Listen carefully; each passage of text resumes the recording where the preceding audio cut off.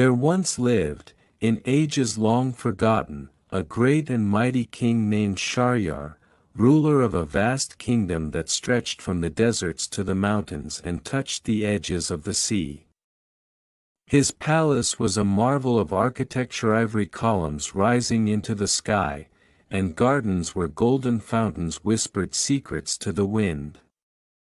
Yet within that palace, behind heavy silken curtains and stone walls, there would come to reside a bitterness no riches could soften. King Shahryar had once been a man of joy, beloved by his people, ruling alongside his queen with compassion and wisdom.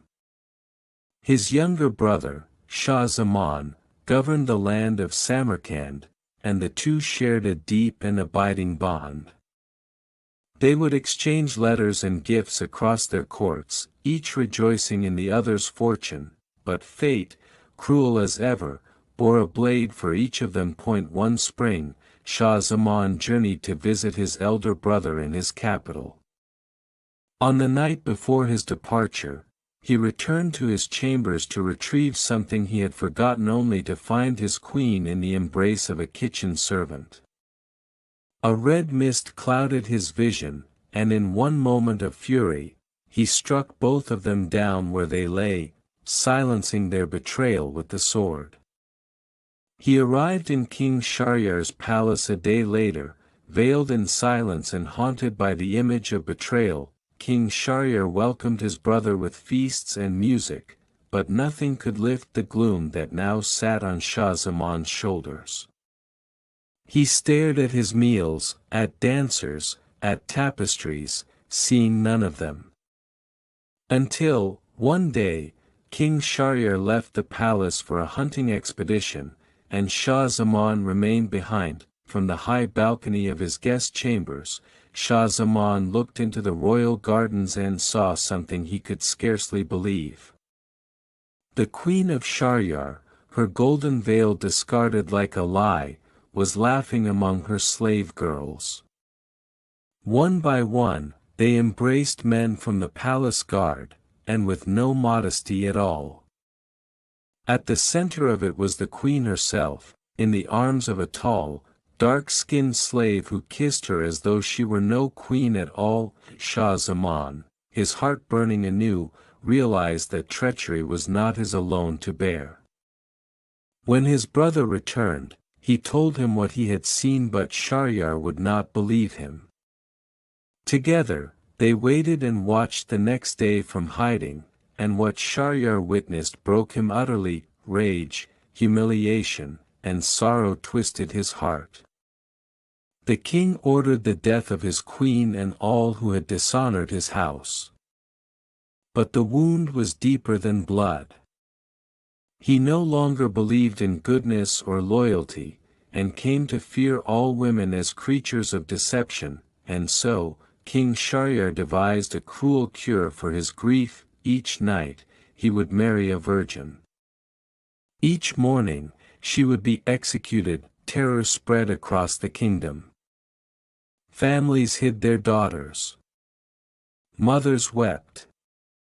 And day after day, another girl was taken, and her life ended with the dawn. This continued until the land trembled with silence, but within the city lived a vizier, the king's most trusted counselor. And the vizier had two daughters, Shahrazada, the elder, wise and eloquent beyond her years, and Dunyazade, gentle as spring rain.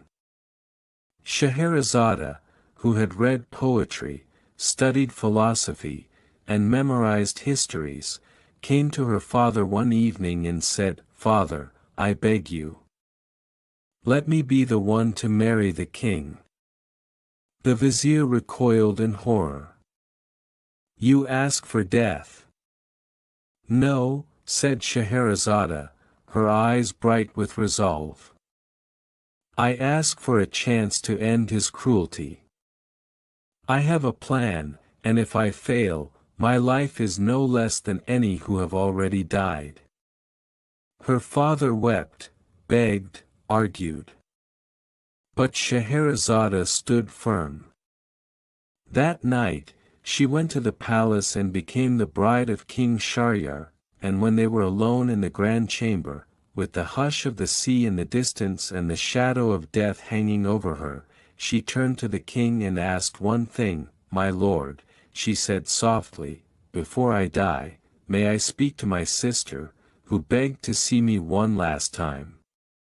The king agreed, and Dunyazade was brought to the room. The younger girl embraced her sister and wept. But Scheherazade only smiled and whispered to her, "Ask me to tell you a story." So Dunyazade said, "Sister, if you are not sleepy, tell us one of your lovely tales to pass the night." And Scheherazade nodded and began to speak that as the stars wheeled overhead and the first night of her marriage began, she wove a tale so rich with wonder and intrigue that King Shahryar, despite himself, listened, but just as dawn touched the sky, she stopped. "It is morning, my king," she said, "and I cannot finish the story now." King Shahryar, curious to know the end, spared her life for one more night, and so it would continue for 1001 nights. Story by story, Scheherazade would hold his attention with wonder, wisdom, and wit, and in doing so, she would begin to change the heart of a broken king.